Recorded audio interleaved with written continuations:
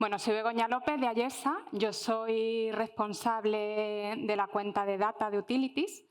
En Ayesa somos una consultora tecnológica que trabajamos con grandes clientes de hace más de 20 años, no solo Utilities, también pues, sector público, telco, industria, y que tenemos muchísimo foco en la inteligencia artificial.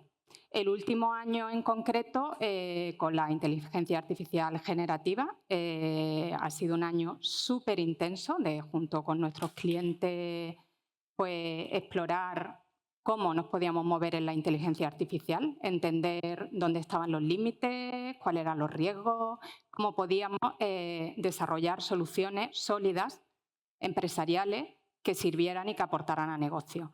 Ya hay soluciones que están puestas en producción, que están... Y bueno, de una manera muy breve voy a contaros un poco cómo ha sido esta experiencia de estos años y algún caso de uso concreto, ¿vale? La introducción súper breve, porque ya Paco Herrera ha hecho una exposición súper completa, ¿vale? Sí, a lo mejor una reflexión de por qué este boom, ¿no?, de la inteligencia artificial generativa. La inteligencia artificial generativa, al final, es una inteligencia artificial con la que podemos hablar en lenguaje natural, nos entiende y nos responde. O sea, eso ya pues, podríamos pensar, bueno, pues que motivo suficiente para que sea un boom, ¿no? Pero todos los que habéis estado, bueno, habéis interactuado con ChatGPT, con Copilot, pues además de, bueno, pues la primera sorpresa, ¿no?, de este hecho, habéis entendido rápidamente las limitaciones que tiene, ¿no? Entonces, el crear soluciones empresariales que aporten valor, que sean sólidas y que sirvan, pues es un reto importante.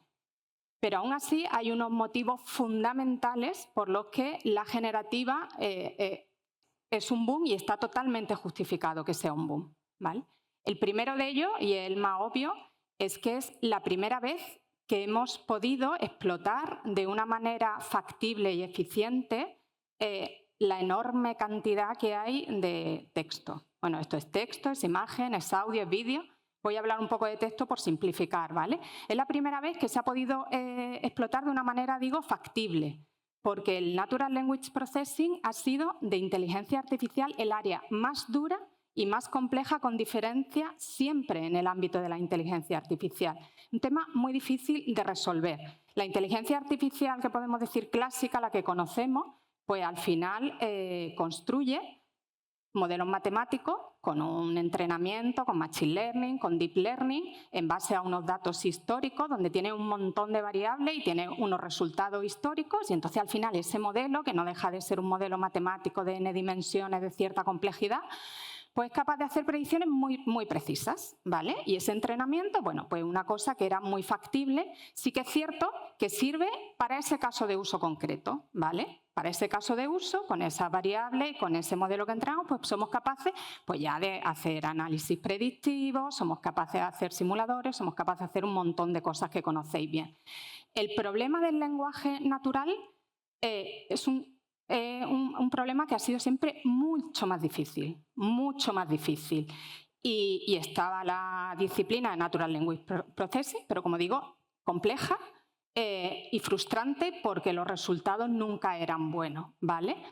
O sea, entender el lenguaje, interactuar con el lenguaje, saber manejar el lenguaje, o sea, eso ha sido siempre algo, bueno, pues un gran reto, ¿no? La generativa, como bien ha dicho Paco Herrera, lleva ya algunos años. Y bueno, el gran boom que ha habido viene de la mano de dos cosas.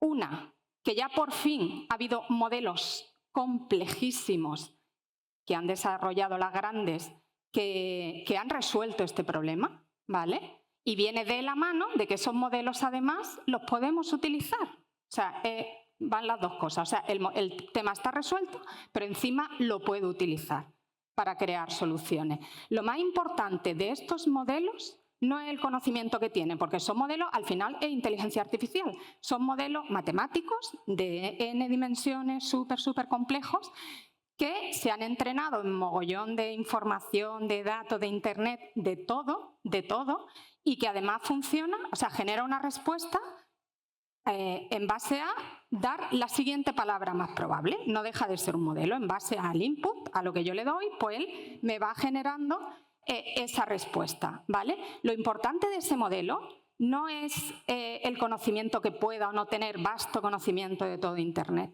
es las capacidades que tiene. O sea, es un modelo que es capaz de entenderme, que es capaz de responder de una manera sintáctica, semántica perfectamente bien construida, con lo cual hay una interacción normal, pero que sabe hacer cosas, que sabe resumir, que sabe buscar una pregunta, me entiende, sabe ir a responder, sabe hacer resúmenes, sabe razonar en cierta medida, sabe seguir instrucciones cuando yo le doy instrucciones, ¿vale?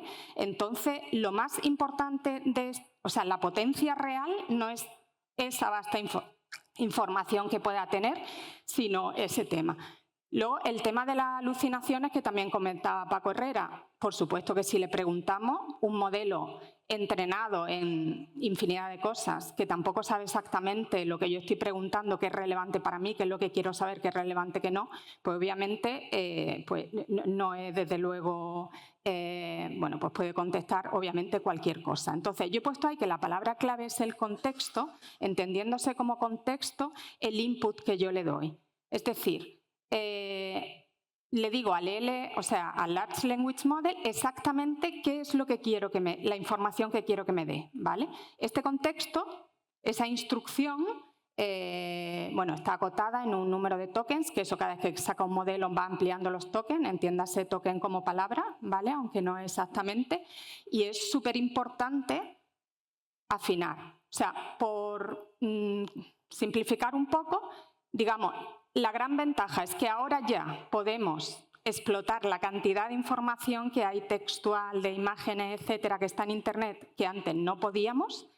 Podemos hacerlo gracias a que tenemos un modelo generalista que ya lo hace, pero por otro lado es el gran reto. O sea, es como ese modelo generalista lo acoto y hago que haga exactamente lo que necesito para poder construir con eso una solución empresarial que sea robusta y que sirva. He pintado una arquitectura, ¿vale? No porque vaya a entrar a fondo en arquitectura, pero porque creo que ejempliza muy bien el tipo de soluciones que estamos construyendo, ¿vale? Está la capa de arriba, que es como la básica. Bueno, tenemos nuestro Large Language Model, ¿no? Y tenemos el Prompt Engineering. El Prompt Engineering es ese input, ese contexto, esa instrucción que yo le doy. Ya hay toda una ciencia de cómo dar esas instrucciones, ¿vale? Pero luego los códigos que se construyen, aunque sea en lenguaje natural, son extensos, no solo por cómo se hace la instrucción, sino pues porque tienen una lógica importante de identificar la intención, de no sé cuánto, para hacer algo que sea robusto. Luego, además, que también lo ha comentado Paco antes, la clave está en que yo pueda utilizar información propia, porque esa información propia de mi empresa, que a lo mejor el Large Language Model ni lo tiene, o incluso teniéndolo, porque es una manera de reducir las alucinaciones y concretar. O sea, por ejemplo, en un ámbito legal, decir, búscame esta información, pero justo aquí en este BOE, ¿vale? Acoto muchísimo, le digo exactamente lo que quiero. Esa información, esa información que la tenemos pues, en una base de datos y tal, que pueden ser documentos, pueden ser sistemas, pueden ser base de datos de sistemas, esa información. Bueno, hay también un trabajo de ingeniería importante en cómo la troceo, cómo la organizo, cómo la ordeno, cómo hago la lógica, para que dependiendo de la pregunta que yo le haga, sepa exactamente dónde tiene que ir, qué tiene que coger y se lo paso por contexto, ¿vale? En el input que le doy, le digo, quiero que hagas exactamente esto, pero aquí, ¿vale? Mezclando esas dos capas de Prompt Engineering y de RAG, se pueden conseguir soluciones bastante robustas. Nosotros hemos tenido algunos resultados bastante buenos, ¿vale? Luego, puede ser que me haga falta hacer fine tuning al modelo. ¿Por qué? Pues porque no sea suficiente el contexto que yo le doy, la instrucción que yo le doy para forzar un comportamiento determinado. Hay veces que no es posible, ¿vale? Y pongo un ejemplo que hemos tenido nosotros. Una solución que corrija exámenes en un sistema de evaluación europeo. Por mucho que intentamos los criterios de evaluación, tenerlos súper definidos en un sistema RAS, con instrucción, con tal, al final había muchos matices que no éramos capaces de organizar vía instrucción. Y entonces, pues sí que hicimos fine tuning, porque al final, bueno, pues funciona como los modelos de inteligencia artificial. Prueba-error y él va sacando sus patrones, va identificando los patrones, sus correlaciones, sus cosas, y conseguimos forzar ese comportamiento, digamos, pues que necesitamos, que es un comportamiento muy específico, que el modelo no lo trae incorporado y que lo podemos hacer. Y luego, ¿por qué no? He puesto ahí Machine Learning y Computer Vision como ejemplo, porque nosotros hemos construido soluciones donde la generativa todavía no ha llegado a hacer ciertas cosas bien y, ¿por qué no?, la podemos complementar con otros modelos, a lo mejor más tradicionales, para al final crear soluciones más inteligentes, que es de lo que se trata. Respecto a cuáles son, bueno, el primer paso es el levantamiento de los casos de uso, ¿no? Identificar cuáles son los casos de uso que deberíamos priorizar, ¿vale? Aquí, aparte de lo tradicional, que pues, alcance, impacto en negocio, estimación de esfuerzo, cuál es el ROI, en el caso de generativa hay dos temas que son fundamentales.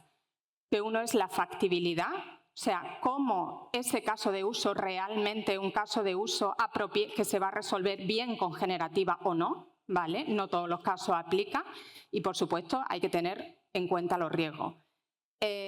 Al final, en nuestra experiencia, los casos de uso que mejor van, que son idóneos para resolver con generativa, son aquellos que son difíciles de resolver, porque si no, obviamente no merecería la pena hacer el caso, pero son muy fáciles de comprobar, ¿vale?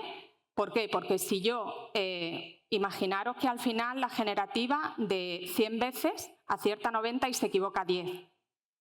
Si yo puedo comprobar de una manera muy sencilla, y ahora os voy a poner el ejemplo del caso de uso que hemos hecho, yo puedo comprobar de una manera muy sencilla si lo que me ha dado está bien o no, para mí me va fenomenal, porque de 90 veces que lo haga va bien, las 10 que no va a estar mal, pero es que antes no lo tenía, ¿vale? Y tengo esa seguridad. O los casos en los que la exactitud de la respuesta no sea tan crítico. Y pongo un ejemplo fácil, ¿no? Por ejemplo, selección de personal y quiero seleccionar currículum, ¿vale? Pues si de 100 me tendría que haber devuelto a lo mejor 100 currículos que son apropiados y me devuelve 92, pues mucho mejor que no tener nada, ¿vale? O sea, y bueno, y así como muy general, tipo de soluciones que estamos haciendo, muchísimo, de agentes expertos, muchísimo, ¿vale? Pues de ayuda en sistemas legales, compra, de tener tu agente experto que te da información específica. También para la parte de asistentes para la generación de código lo estamos utilizando muchísimo. Hiperautomatización, o sea, toda la parte de automatización de procesos ahora da un salto brutal, porque siempre separaba la automatización de procesos cuando había que aplicar inteligencia. Cuando una persona tenía que entrar y tomar una decisión porque había que aplicar inteligencia. Ahora, con la inteligencia artificial, somos capaces de salvar esto muchos pasos, ¿vale? No llega a todo, pero se da un salto importantísimo y luego toda la parte pues, que tiene que ver con creatividad. Y ahora ya os cuento el caso de uso concreto, ¿vale? Este es un agente experto para una unidad de petroquímica de refino y bueno, en realidad el problema era ayudar a los expertos del proceso catalítico, que bueno, eran casi todos ingenieros químicos, porque ellos continuamente en este proceso catalítico tienen que estar ajustando pues, oxígeno, temperatura, una serie de parámetros complejos y para eso tenían que consultar una documentación de fabricante de las máquinas, exactamente del modelo de la máquina, no sé qué, que eran pues PDF de 500, de 1000 páginas en inglés y donde además era muy difícil la búsqueda porque si tú metes una palabra clave pues te devolvía 500 y pico coincidencias, ¿vale? Era complejo. Entonces, pues hemos hecho un chatbot para, que además que preguntaban antes por los idiomas, ellos pueden tranquilamente hablarle al chat en vasco, la documentación está en inglés, ¿vale? Y le devuelve con precisión cuál es la respuesta. Pero, ¿qué otros retos nos encontramos en este caso? Y por eso lo estoy poniendo de ejemplo. Uno era el tema de las gráficas, ¿vale? Gran parte de la información que yo necesitaba estaba en gráficas. Y los modelos que había hasta ese momento, bueno, ahora ha avanzado mucho, aún así tampoco lo resuelve bien. No te leen exactamente la gráfica, ¿vale? No son capaces de hacer eje X, eje Y, decirte exactamente el punto. Bueno, pues metimos un sistema de computer vision que resolvía eso, ¿vale? Y que era transparente para el ¿vale? Que estaba integrado en la solución. Y luego también metimos un modelo de Machine Learning. ¿Por qué? Porque hablando con los ingenieros nos decían que ellos, a lo que le daba el fabricante, cuando ellos encontraban la información, pues a lo mejor le metían 0,25 más o le quitaban 0,3 y le preguntábamos que por qué. Decían, bueno, es que esto ya por experiencia, porque vemos que funciona un poco mejor.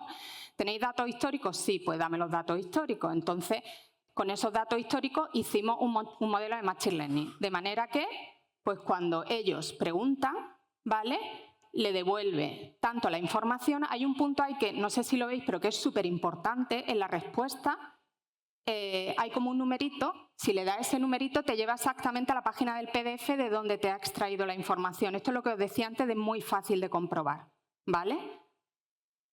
Y luego pues también le dibujábamos la gráfica, también siempre es con objeto de que lo puedan comprobar, ¿vale? Cuando la información que le demos estaba contenida en una gráfica, le dábamos el dato, le pintábamos la gráfica y le pintábamos en rojo la gráfica que había construido nuestro modelo de Computer Vision. Quiere decir que si se hubiera equivocado o hubiera alguna variación, no hubiera coincidido exactamente, ¿vale? Y además le decíamos, esto según fabricante y según vuestro histórico de datos, deberíais de poner tanto, ¿vale? Y le dábamos esa información. Y bueno, hemos hecho otros casos, he contado este porque cubría un poquito más esto, pero estoy abierta a preguntas y a lo que me queráis decir. Muchísimas gracias.